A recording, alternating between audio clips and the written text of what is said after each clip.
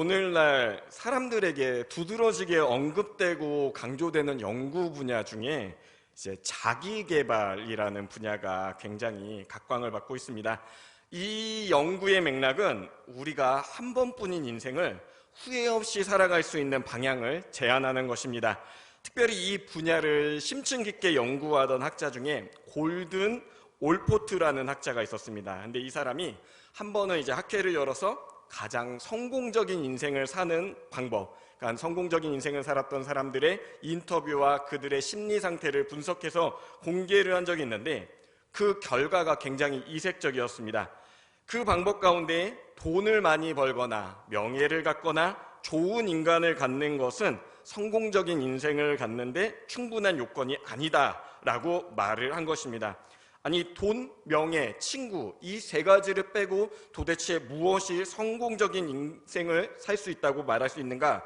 근데 올포트는 그것보다 더 중요한 것이 바로 성숙한 인격을 갖는 것이라 말하였습니다. 그러면서 그가 생각하는 성숙한 인격을 6가지 모습을 제안했습니다. 지금 제가 그 설명을 드릴 테니까요, 여기서 나는 지금 몇 가지가 해당되고 있는지 한번 생각해 보시길 소망합니다. 첫 번째, 성숙한 사람은 어떠한 현상이나 상황이 벌어졌을 때 방관자로 머물지 않고 참여자가 되어 인생을 확장해 나간다. 두 번째, 성숙한 사람은 가까운 사람에서부터 먼 사람에 이르기까지 전반적으로 우호적인 관계를 만들어 나간다. 세 번째, 성숙한 사람은 정서적으로 안정되어 있고 자신의 정서를 계속 안정되도록 유지하기 위해 계속해서 자신을 개선하는 노력을 한다. 네 번째, 성숙한 사람은 세상을 객관적으로 보고 정확하게 예측하려 노력한다. 다섯 번째, 성숙한 사람은 스스로의 모습, 상황을 객관적으로 본다. 여섯 번째, 성숙한 사람은 삶에 대한 뚜렷한 목표와 계획을 일관성 있게 지키며 산다. 지금 몇 가지나 해당되는지 아마 속으로 생각을 해보셨을 것입니다. 제가 이 말을 듣는다고 훌륭하십니다, 좀 더 노력하세요 라고 판단할 자격 저에게는 절대 없습니다. 다만 이런 진단들이 자신을 돌아보는데 긍정적인 도움이 된다는 사실 아마 여러분들 대부분 동의하실 것입니다. 전반적으로 성숙이라는 말의 의미를 돌아보면 우리가 추구해야 하는 이상적인 좋은 모습, 그 의미를 담고 있음을 알 수 있습니다. 가령 육체적인 성숙을 얘기한다면 잘 발달하고 건강한 신체를 떠올리고, 지적인 성숙을 생각할 때는 일관적이고 굉장히 체계적인 생각관을 갖춘 풍성한 생각을 하는 사람을 떠올릴 것입니다. 심리적으로 성숙한 사람을 생각한다면 다른 사람하고 잘 어울리고 또 책임 있는 태도, 그로 말미암아 신뢰할 수 있는 그런 사람의 모습을 떠올릴 것입니다.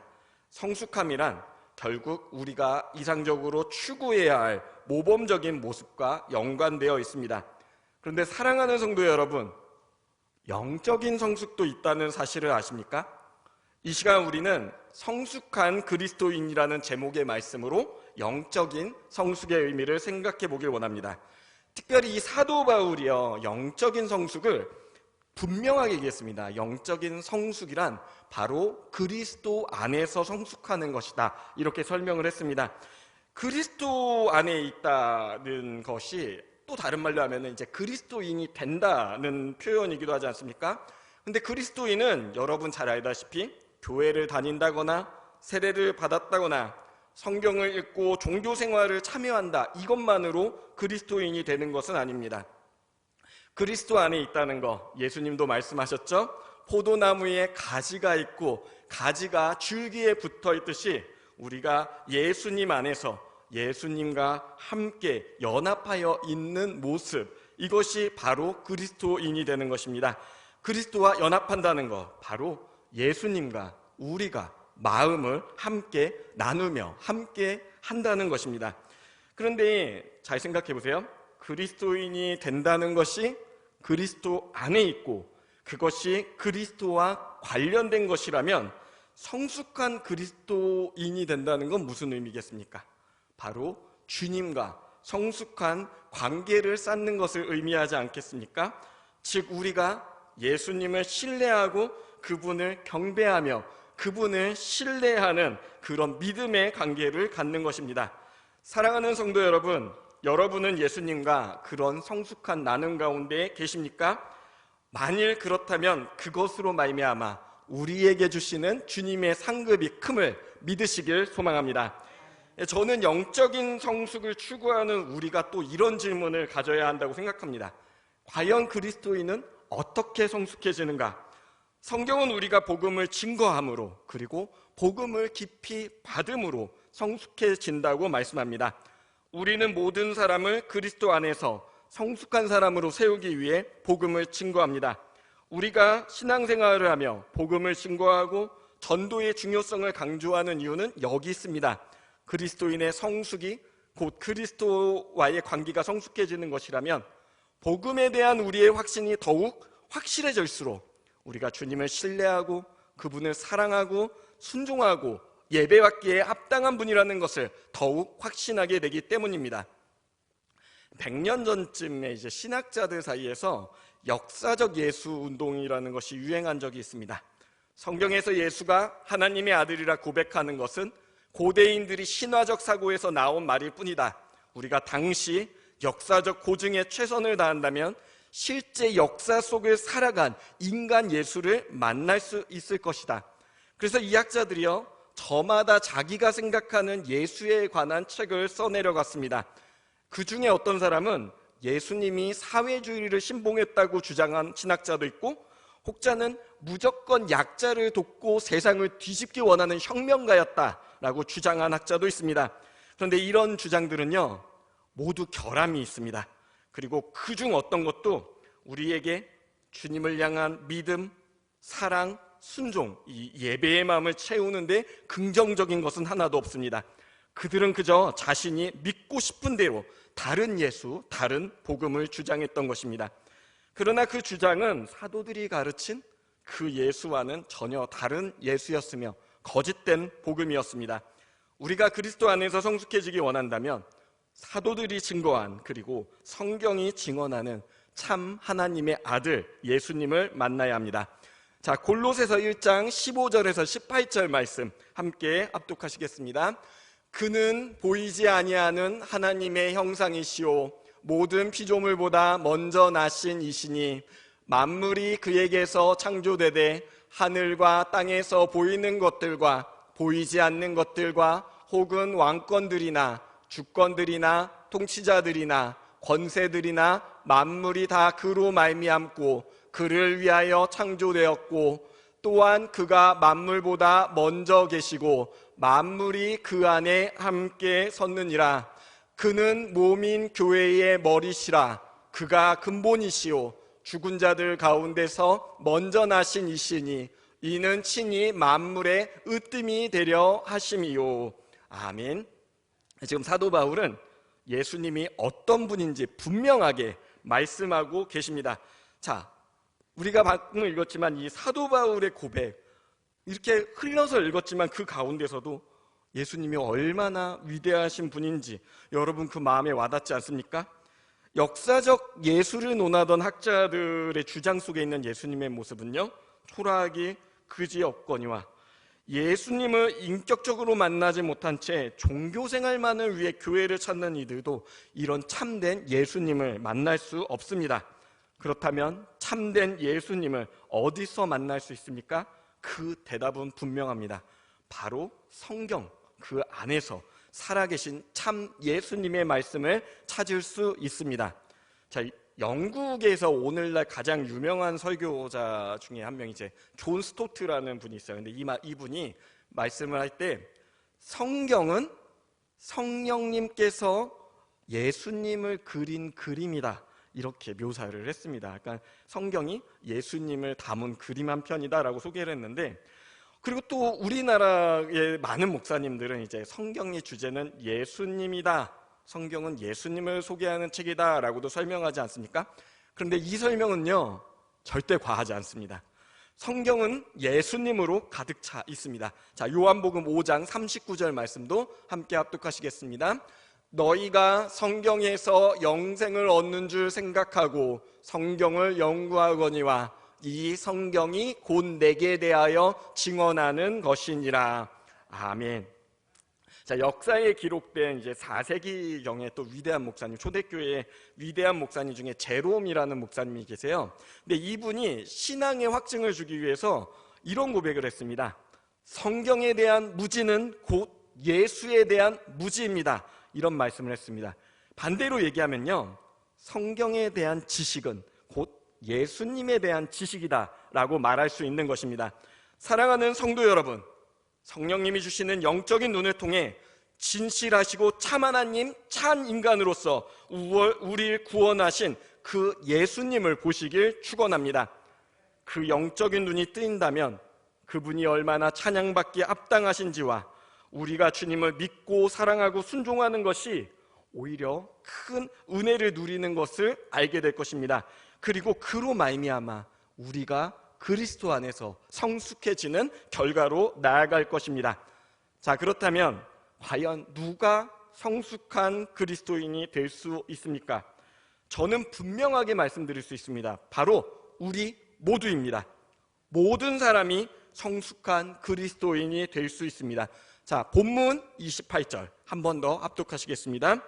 우리가 그를 전파하여 각 사람을 권하고 모든 지혜로 각 사람을 가르치면 각 사람을 그리스도 안에서 완전한 자로 세우려 함이니. 아멘. 사도 바울이 지금 이 말씀을 전할 때요, 굉장히 강조하는 부분이 있다는 거 혹시 느껴지십니까? 이 28절의 의미가 예수님을 전파하는데 모든 각 사람입니다. 그 공동체 안에는 모든 개개인을 권면하고 모든 지혜로 그들 모든 사람 개개인을 가르치라 라고 지금 이렇게 명하고 있는 것입니다. 곧 모든 사람을 권하여 그들에게 모든 지혜를 다해 복음을 가르치라, 이런 부분을 강조하는 이유가 있습니다. 그 이유가 무엇인가 하니 당시 골로새 교회 안에 이단적 신앙사상이 골로새 이 교회를 병들게 하고 있었던 것입니다. 영지주의라고 종종 목사님들한테 많이 들으셨을 거예요. 이제 골로새 교회 시대에 이 영지주의라는 게 동방에서 와가지고 교회의 사상을 흔드는 역할들이 시작됐습니다. 이 영지주의자들이 가지는 특징은요, 성도를 두 종류로 나눕니다. 이제 첫 번째로는 일반적인 사람들이 있고 두 번째로는 영적인 엘리트들이 있다. 근데 중요한 것은 이 선택받은 영적인 엘리트들만이 참 진리를 알고 구원에 이른다는 믿음을 가지고 있었습니다. 자, 지금 우리가 건강한 믿음 안에서 이 말을 들을 때는 에이 그건 틀렸지라고 하지만 그 당시에는 그렇지 않았습니다. 이 영적인 엘리트주의를 좋아하는 사람들이 있었어요. 어떤 사람들일까요? 교회에서 열정적으로 일하는 사람들, 교회에서 인정받기 좋아하는 사람들, 이 사람들에게 굉장한 각광을 받았습니다. 그리고 이 사람들이 교회 공동체에서 목소리가 크고 어떤 일이든 주도적으로 나오지 않습니까? 그런데 놀라운 일이 일어납니다. 이들이 영적인 엘리트에 빠져서 자신들을 주장하고 그들의 열심을 낼수록 교회는 더욱 분열되는 그런 아픔으로 나아갔던 것입니다. 사도 바울은 이런 영적인 엘리트주의에 반대했습니다. 이들 영지주의자들, 오직 영적인 엘리트들만 영적인 비밀을 알고 성숙함을 이뤄 구원을 받는다 주장했지만 사도 바울은 그리스도를 선포할 때 모든 사람이 그리스도와 깊은 사귐을 통해 성숙한 그리스도인이 될 수 있다 선언한 것입니다. 바울은 모든 사람에게 죄의 문제를 반성케 하고 모든 지혜로 모든 사람을 가르치며 모든 사람에게 그리스도 안에서 성숙한 사람이 되어야 한다 권면합니다. 따라서 그리스도 안에서 성숙한다는 것은 선택받은 소수 특정 열정과 잘난 몇몇 사람들에게 열려있는 것이 아닙니다. 오히려 반대죠. 누구나 성숙한 그리스도인이 될 수 있으며 누구도 그런 은혜의 자리를 사모하지 않을 이유가 없습니다. 이 시간 저는 우리 성도님들께 권면해드리고 싶습니다. 사도 바울의 이 선언은 당시 그 시대 그 교회만을 향한 말씀이 아닙니다. 바로 오늘을 사는 우리에게 주시는 하나님의 말씀임을 믿으시길 소망합니다. 우리는 이 바울의 말씀을 마음에 받아 성경을 더 깊이 있게 그리고 꾸준하게 읽고 묵상하며 주님의 기쁨이 되도록 결심할 수 있습니다. 그렇게 성경 말씀을 가까이 할 때 우리는 성경 안에 살아계신 주님을 만나고 그리스도 안에서 성숙해질 수 있습니다. 이처럼 말씀 안에서 주님을 만나 성숙한 그리스도인이 되는 일, 이게 몇몇 사람에게만 한정된 일이 아니다 제가 말씀드렸죠. 어떤 분들은 사실 이제 교회에서 어떤 프로그램이나 어떤 봉사의 일이 있을 때 그거 목사님들이 하세요. 그건 좀 장로님이나 몇몇 분들이 하실 일이죠 라고 이렇게 미루면서 생각하시는 분들이 계실지 모릅니다. 그러나 제가 분명하게 권면해드리고 싶습니다. 성숙한 그리스도인이 되는 것은 몇몇의 그 수고하는 리더들에게만 주신 말씀이 아니라 우리 모두에게 주신 하나님의 명령입니다. 예수님을 주님으로 영접하고 몸된 교회의 일원이 된 우리 모두에게는 성숙한 그리스도인이 될 책임이 있습니다. 물론 우리 중에 다양한 직분자가 있습니다. 초신자도 계시겠지만 주로 수요 예배 이 시간에 구별져 앉아 계실 정도면 집사, 권사, 장로 등의 임원들이 많이 계실 것입니다. 교회학교 교사가 계실 수도 있고 속회, 속장, 인도자들도 계실 것입니다. 그런 우리가 자녀를 복음 안에서 양육할 책임 우리에게 있는 거 아시죠? 마찬가지로 우리가 영혼을 돌보고 봉사하고 교회를 섬기는 책임 역시 우리 모두가 하나님께 부여받았습니다. 사실 우리에게 부여된 이 사역, 곧 하나님께서 우리에게 원하시는 것이 분명함을 기억하시고 믿으시길 소망합니다. 저와 성도님들이 한 명이라도 더 많은 영혼을 주님께 인도하고 그들이 구원을 누리는 것, 그것이 주님께서 우리에게 원하시는 일입니다. 그러나 주님께서 당신의 능력으로 이 일을 한 번에 단번에 이루지 않으시고 반드시 사람을 세워 복음 증거의 길에 동참하길 원하십니다. 바로 우리가 아직 주님을 모르는 영혼을 교회로 인도하고 그들이 예수님의 제자로 주님의 몸된 교회로 거듭나는 그 성숙함에 이르기를 우리가 그 과정을 함께하기를 원하십니다. 이것이 곧 세상 모든 사람들이 예수 그리스도 안에서 성숙한 사람으로 세우기 원하시는 주님의 뜻입니다. 우리는 지금 그 사명을 부여받았고요. 그 사명을 잘 이루기 위해 이 교회에서 각자의 직분 그리고 각자의 환경을 허락받은 것입니다. 이 사명을 누구보다 잘 이해했던 사도 바울은 계속해서 복음을 전하며 스스로 성숙한 그리스도인이 되기 위해 더욱 주님을 사랑했습니다. 그리고 성령님께서 그 안에서 강력하게 역사하시는 그 능력을 영혼 구원의 사명에 모두 쏟았습니다. 그래서 저는 약간 제가 이 표현을 좀 어떻게 써야 되나 고민을 했는데 우리가 성숙한 그리스도인이 되기 위해서 이중적이어라 할까요? 아니면 두 가지 측면이라 할까요? 어떤 이런 열망들을 우리가 좀 품기 원합니다. 첫 번째는 골로새 교회처럼 사도 바울의 말씀을 받고 그 말씀 속에서 성숙해지는 것, 그리고 다른 한편은 그 말씀을 받은 우리가 아직 복음을 받지 못한 이들에게 복음을 전하기 위해 최선을 다하는 그런 모습을 마음에 새기길 원합니다. 사도 바울은 그런 삶에 충실했습니다. 교회에는 복음을 전해 양육하게 하고 또 이 교회로 말미암아 함께 복음을 증거하며 이 성숙함의 모든 일들을 함께 감당했습니다. 우리 역시 이 바울과 같이 영혼을 구원하려는 책임 있는 자세를 가질 때 한 걸음 더 성숙한 그리스도인의 모습을 가질 수 있습니다. 하나님께서 우리에게 주신 책임 분명합니다. 주님께서는 우리 자신이 영적으로 성장하기 원하지만 동시에 세상 모든 사람들도 그리스도 안에서 성숙하도록 그냥 일어나는 것이 아니라 바로 우리를 통해 그 일이 일어나길 원하십니다. 먼저는 우리가 더욱 친근하게 주님과 사귐을 갖기 원하고 더 나아가 우리를 통해 잃어버린 자녀들이 주님께 돌아오는 그날을 신뢰하고 계신 것입니다. 따라서 성숙한 그리스도인이 된다는 것, 첫 번째로는 말씀을 깊이 신뢰하고 예배에 최선을 다하셔야겠죠. 그 다음엔 그 말씀을 증거하는 증인의 삶을 살아가는 것입니다. 자, 본문 28절에서 29절 다시 한번 합독하시겠습니다. 우리가 그를 전파하여 각 사람을 권하고 모든 지혜로 각 사람을 가르침은 각 사람을 그리스도 안에서 완전한 자로 세우려 함이니 이를 위하여 나도 내 속에서 능력으로 역사하시는 이의 역사를 따라 힘을 다하여 수고하노라. 아멘. 자, 근데 성숙한 그리스도인이 되기 위해서 우리가 먼저 앞서 말했듯이 하나님의 말씀을 깊이 받고 그래서 힘을 얻어야 된다 말씀하지 않았습니까? 그리고 그 말씀의 힘을 힘입어 복음을 증거하는 사역을 감당하는 것입니다. 주님께서 우리에게 주어진 이 모든 지혜, 복음을 증거하고 서로 그리스도 안에서 완전한 자, 다른 말로는 성숙한 자죠. 성숙한 자로 세워나가기 위해 이런 모습이 필요하지만 그러나 한 가지 더 권면해드리고 싶습니다. 성숙한 그리스도인에서 우리에게 중요한 모습이 있는데 그것이 무엇인가 하니 바로 힘을 다하여 최선을 다하여 수고하는 자세입니다. 믿음을 마음에 품는 수동적인 자세만 가져도 주님께서 알아서 역사하시고 성숙이 저절로 이루어진다 믿는다면요, 이것 또한 잘못된 신앙이라 할 수 있습니다. 주님께서는 믿음을 통해 우리 안에 역사하시고 성령을 통해 우리에게 능력을 주시고 우리를 증인으로 세우셨지만 우리의 자세도 중요합니다. 주님이 원하시는 일에 순종하는 것은 당연한 거지만 그 자세는 최선을 다함이 마땅합니다. 주님께서는 당신의 약속된 일꾼들이 맡겨진 일에 충성된 모습을 보기 원하십니다.